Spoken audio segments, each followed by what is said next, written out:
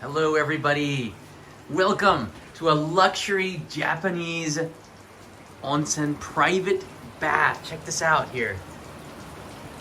This is my, this is mine. That's all I have to say. This is my private bath in a room that overlooks the river. I'm gonna end this live stream in the bath. So yeah, I got a light here and we're shining it into the river. Okay, the lights have gone out. It's just pitch black, but what you can see is this bath. Look how beautiful this is. And it's all mine. This is so cool.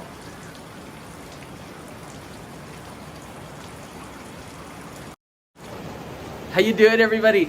So I'm gonna show you the room as well, which is an extremely impressive room for one person in particular. But I'm here to film a location shoot at this hotel, this Ryokan. This traditional Japanese inn has a special story. And I'm going to tell you about it over the next 20 minutes or so as we go through this room. Oh my gosh, I'm so excited about this. Here, check it out. Let's walk through this room, starting from the bathroom, which you've already seen here. Here's the genkan, or the opening to the room. Of course, we've got tatami room here, and there's a door. Again, I think, you know, you should lock your door, but this is a pretty safe place, and it's not a very thick door. You can hear everything in the hallway, but there's not a lot of people here, and it's such a respectful place. You don't have to worry about it too much. All right, we're gonna go in there in a second. This is where the room where I'm editing videos right now from what we filmed today. Here's the futon, and the interesting thing about the futon is that when you go to dinner, which is in a separate room, they come up here and they set up the futon for you. Look how comfortable that futon is. The futon is actually the comforter, which is on the top of it. The cushion is underneath there, but in the West, we would just call this all a futon set. It's a massive room, isn't it? Look at how many tatami mats there are. 1, 2, 3, 4, 5. I think there's like 16 tatami mats. This is all for me. This is just incredible. One of the wonderful things that you get when you leave Tokyo and go out to the countryside. I'm holding a torch here. There's also a balcony, which you can't see outside right now because they turned off the lights, but in the daytime, it's just a river with snow and mountains all around. This is in a valley on the riverside. And there's my camera with the tripod here. It's got a lot of use today. Again, this is another room that I guess if you had kids or a family, you could put the kids in here and make that a master bedroom. There's another chair right outside there, which is pretty impressive. And that's about it. It's just a massive amount. It's half board. That's right, Hamwich. Thank you for asking about that. It's half board. Check out this picture at the entrance. You came right in and you get to feel very, very much that you are in Japanese here. And this is why I love to stay at Japanese ryokan, traditional Japanese inns here. Here's the toilet. Oh, the toilet just popped up on its own. It's got a very modern toilet there with UV light, a urinal, which I kind of like that. Places will have urinals inside the room. And then outside here, for those that are joining us, this is the bath. I'm gonna end the live stream out there. You can see it's just steaming. Look at that. So I'll be in that bath before too long. Some of the things that they have in a Japanese ryokan, of course, they always have hot water. So you can get what's in here, which is a tea set. You have green tea. I haven't opened this yet, but I'm guessing this is green tea and not matcha. Let's see. It might be matcha. It's hard to open. Oh, there it is. Yeah, it's just a green tea pack. You take that, you put it into here, and then you put some hot water, and it'll make tea. You take the tea bag when it's done, and you can put it on top of here, so it dries. Very cool. Every single ryokan, traditional Japanese inn, will have one of these sets in there. Look at that, it's just so beautiful. That's my water. I should go get a beer from the vending machine. I'm just impressed with the futon. Look at how beautiful it is. And they have this a sheet over it, of course, to keep the futon clean. but also they keep a hole in the middle to show you the art, as well as it really gets air inside there. A total down comforter. I'm gonna be very comfortable tonight. This onsen is awesome, and I'm gonna tell you where I am right now. This, ladies and gentlemen, is the oldest hotel in the world. This is Keiunkan at Nishiyama Onsen in Yamanashi Prefecture. I almost said Yamagata. And I'm here to film it. Tomorrow, I'll be interviewing the 52nd generation of owners. This, I believe recently became the oldest, what's going on with my hair here? This became the oldest business in the world. There was another, what was it called? Kongo Gumi, I think it was. A business from 500 AD that had been building temples for a long time, but it kind of went bankrupt in 2016, because it was bought out by another company, and there's some debate on whether or not that's the oldest business anymore because it had gone bankrupt. Now, this was second. This business has been in operation continuously as a family business since the year 705 AD. And tomorrow I'm going to interview the 52nd owner of this and get the story. How do you keep a business going so long? And the service here is stellar. It's so perfect. They have learned from experience, truly. Like everything is exquisite. This is a 4-star hotel. The price for this room, typically, Japanese ryokan are charged by the person, not by the room. So I think the charge was 55,000 yen per night, which is about $450 maybe with the exchange rate. So it's quite pricey, but you know, we might have gotten a discount. I don't know. I'll pay tomorrow. We'll see what the price actually is. But it can be quite pricey, but you pay per person. And that price doesn't just include the room, it also includes 2 meals. The dinner, which is exquisite. Check this out. Of course, I have some video of the dinner that we took today. This is the meal that we had. My friend Joe is here, and he's making a YouTube video with me on this. This is acorn noodles, donguri men. I never had this before, and you dip it in that sauce there. And of course, there's the wagyu from this local area. A5 grade Japanese wagyu, so good. Look at that, marbling.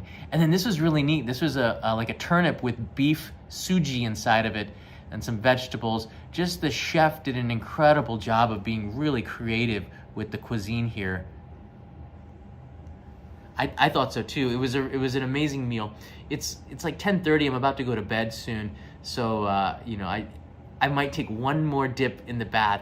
And if you're up for it, you can join me. I wanted to show you here. All of these ryokans will give you like a gift on the table. Usually, it's like a snack that you can have. This is what is this? This is the is this the kurumi? Like I think it's just a chestnut or something. I'm not sure. This one is Ryokan, which is, I guess it's like a red bean, really sweet. I can have this as like dessert here. Red bean, really sweet gel kind of consistency. See that? Inside is a bean. A black bean. Natural sweetness. Love it. You only get one, and guess what? It's available in the gift shop in the lobby. So if you like it, you can get more. All right. So I've been filming all day, and I think it's time that we go into the bath and we can talk a little bit in there. So I'll bring this torch with me so we can get a better view. Oh, here's a map of the Ryokan. I guess this is in case of an emergency, you know how to get in and out. Again, this is the oldest hotel in the world. Built, well, it's been here since 705 AD. Wrap your head around that. Wrap your head around that. Crazy. All right, let's go inside the bath here. Look at that steam. Oh, it's a thing of beauty. It is so cold, by the way. It is about -8 degrees Celsius. All right, so what I'm gonna do.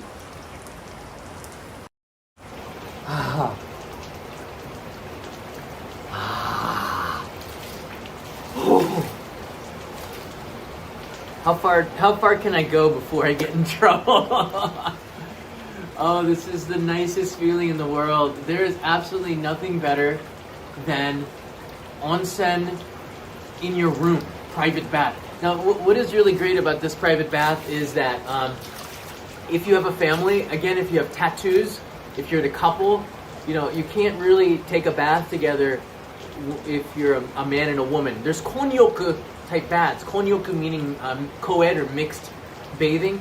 There's still places like that. They've done that for hundreds and hundreds of years, but due to the sensitivity of people and being naked, hey, Chan from the trunk, you might need to blur the footage in post-stream. You did not see anything. Was there a reflection? No, there was not. I think it'll be fine. Thank you, Chan, for letting me know of a potentially embarrassing situation. I think everyone's going to now play back what has just occurred. There's nothing there. You did not. Did you? Yes, there was. There's a mirror there. Really? It's okay. There's nothing there. No joke. Seriously? Oh. Well, there you go. New emoji. Anyways, I do think that coming to a hot spring is one of the best things that you can possibly do in your visit to Japan. It is an absolute wonderful experience to soak in the hot spring bath. But right now the weather is, I would say, like -8 right now, and you can see all of this steam coming up. That's the result of really cold air and really, really hot water. It's about 43 degrees. I guess it's hot because it's a lot hotter than the air. And that's what makes it feel really good, and that's what makes this such an amazing experience. To be able to soak in a bath outside, especially if it's snowing, it's just like one of those experiences that for the rest of your life, you will absolutely remember it. And it's such an amazing feeling. Life is really short. I think that you have to kind of, I don't know if the word is to spoil yourself every now and then, but I think it is to do something really special. And the body is a very, it's an important thing. And the hot water, I think, really does have an impact on your health. It raises your body temperature, and bathing instead of showering could be something that potentially saves your life. That's big talk, but I do think that healthy people who bathe every day instead of taking just a shower will live a longer life. Do you have any questions about the onsen life? Because I have no shame at all to be in the sento and onsen. Exactly. Katayama, this is my 5th time to be in the bath, so yeah, I've showered like 5 times. I don't know how many more times I can do it. And it's your own private bath, so yeah. There's a shower right over here.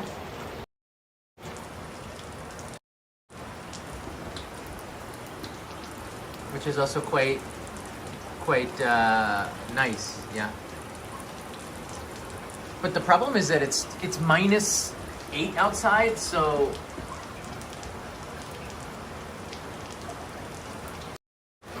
no, it's way hotter than way colder than 0 here right now. It is really cold. All right, just a little side note here. We drove from. This is a luxury hotel. This would be about $400 to $500 a night per person. All right, so if you got a family of 4, right, it's going to be a little time. Check this out here. Today we drove from Tokyo to Mount Fuji. This is Fuji Yoshida.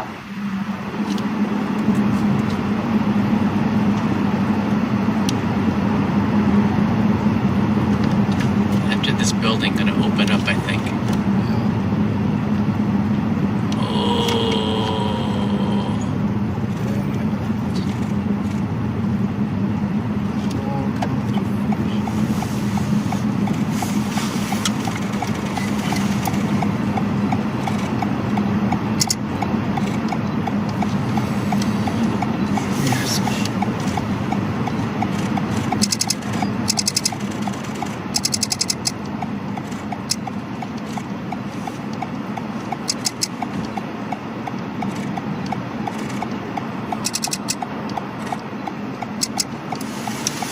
Nice.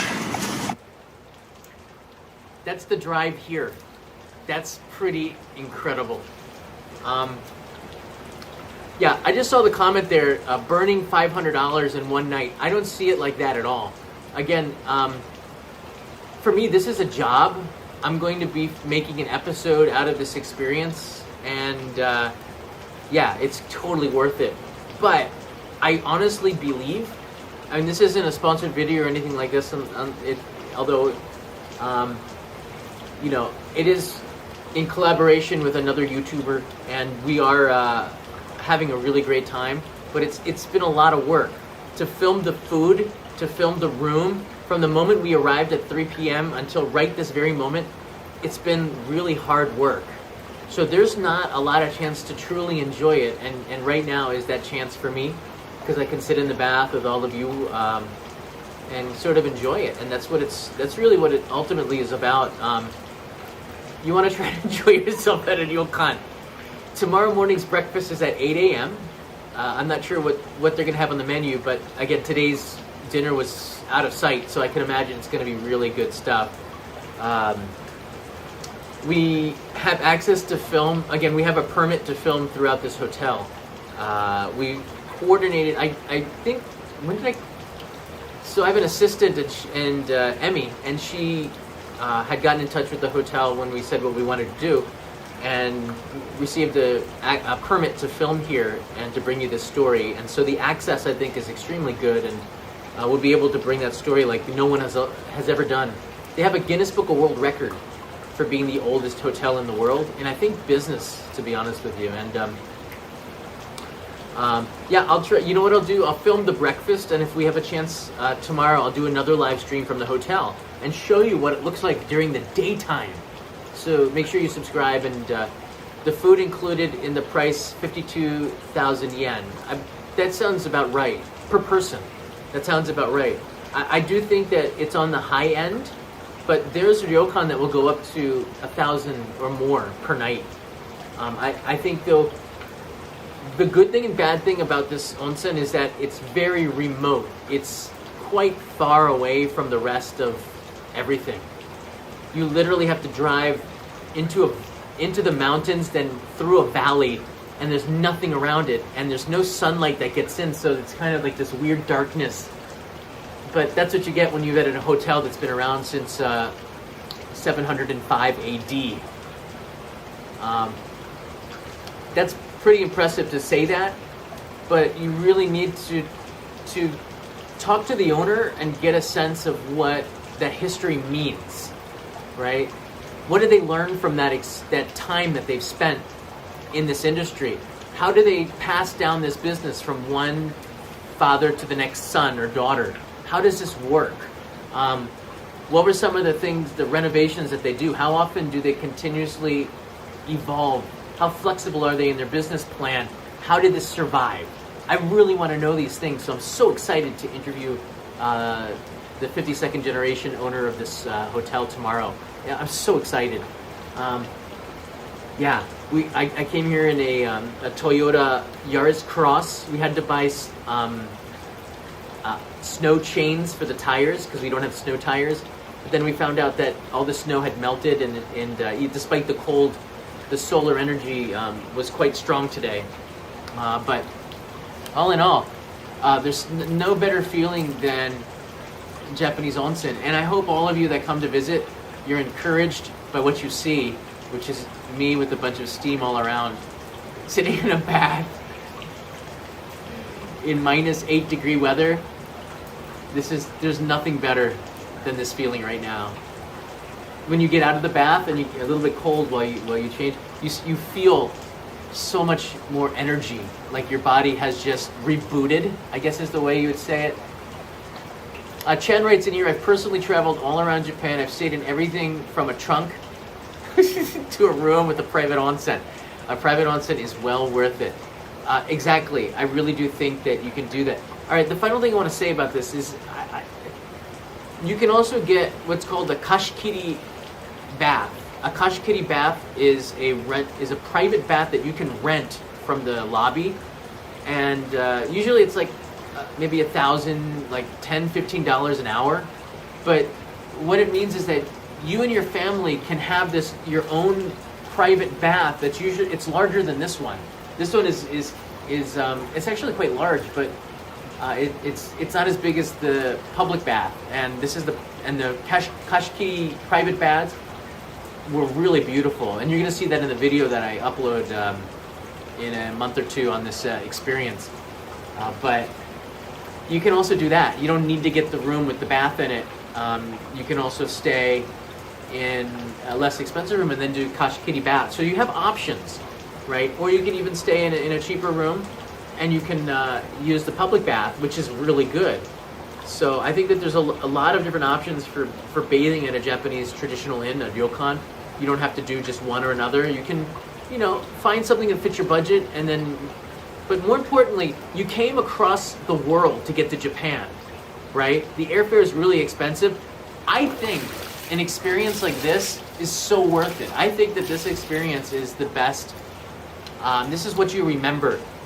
You don't remember the flight so much. You don't remember the cheap hotels. You remember this, all right? You remember this. You remember that meal that I just showed you a picture on with the Wagyu. You remember the service. You remember the people who are dressed in kimono that are giving you this amazing experience. I want you to focus on that when you shell out $2,000 or maybe a little bit less to get to Japan, and you're a cheapskate because I shouldn't say that, but you shouldn't skimp on an experience at a Japanese ryokan. Don't do it. At minimum, you should be paying 14,000 yen minimum for room and board, and that's a cheap ryokan. If you pay probably 22,000 to 32,000, you're gonna be, all your pictures, you're gonna have a yukata, Japanese cotton kimono.